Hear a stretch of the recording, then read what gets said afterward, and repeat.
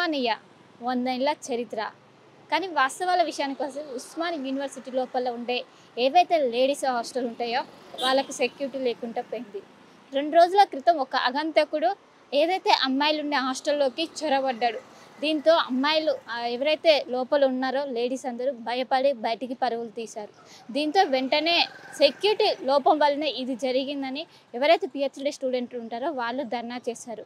ధర్నా చేసినప్పటికీ సానుకూలంగా వీసీ స్పందించలేదు. ఎప్పుడైతే ఈ ధర్నాని తీవ్రతరం చేశారో అనంతరం స్పందించి ఏదైతే మనం చూస్తున్న లేడీస్ హాస్టల్లో చుట్టూ ఫెన్సింగ్ వేస్తామని ఇచ్చారు. సో 24 గంటలు ఒక సెక్యూరిటీ ఉండే విధంగా ఇప్పటికే చర్యలు తీసుకున్నట్లు కూడా సమాచారం తెలుస్తుంది.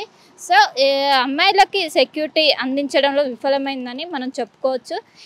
ఎందుకంటే ఉస్మానియా యూనివర్సిటీ 100 ఏళ్ల నుంచి ఎంతోమందికి భావితర్యం చూపెట్టిన యూనివర్సిటీ.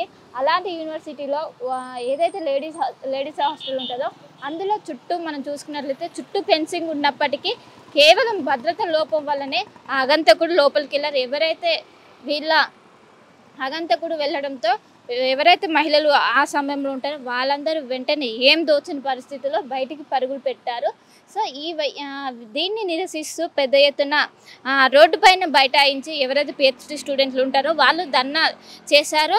ధర్నా చేసినప్పటికీ ఎవరైతే వీసీ ఉంటారో ఆయన స్పందించలేదు.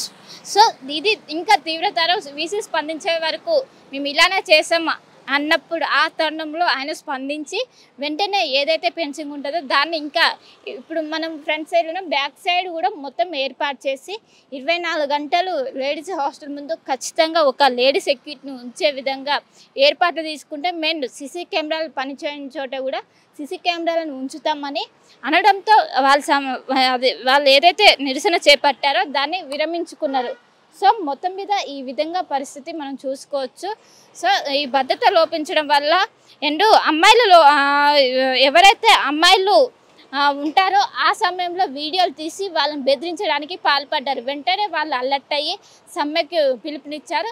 సో ఈ నేపథ్యంలో సానుకూలంగా స్పందించినప్పటికీ అనంతరం దీని తీవ్రతరం కావడంతో వీసీ స్పందించి వెంటనే చర్యలు తీసుకోవాలని అండ్ ఇంకోవైపు ఇప్పటికే పోలీసులు గుర్తించి ఏదైతే ఉస్మానియా యూనివర్సిటీ పిఎస్కి తరలించి విచారిస్తున్నారు. అసలు ఎక్కడి నుంచి వెళ్ళారు, మొత్తం ఫెన్సింగ్ ఉన్నప్పటికీ చుట్టూ వెళ్ళడానికి ఎవరు సహకరించారు, ఎలా వెళ్ళారు అనే కోణంలో ఇప్పటికే విచారణ చేపట్టారు. ఇంకా పూర్తి డీటెయిల్స్ రావాల్సి ఉంది.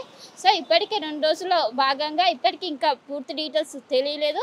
తెలిసిన అనంతరం మొత్తం చేసి ఏ విధంగా వచ్చింది ఈసారి అలాంటివి జరగకుండా అన్ని ఏర్పాట్లు తీసుకుంటామని ఒకవైపు పోలీసులు కావచ్చు వీసీ ఇప్పటి నుంచి అలాంటి లోపాలు తలెత్తకుండా అన్ని చర్యలు చేపడతామని వీసీ నుంచి కూడా సానుకూలంగా స్పందన వచ్చినట్టు ఇక్కడ ఉన్న ఎవరైతే పిహెచ్డి స్టూడెంట్స్ మనం ధర్నా చేశారో వాళ్ళు చెప్తున్న పరిస్థితి మనకు ఓవరాల్గా కనిపిస్తుంది. కెమెరా పర్సన్ గణేష్తో కలిసి శిల్ప RTV.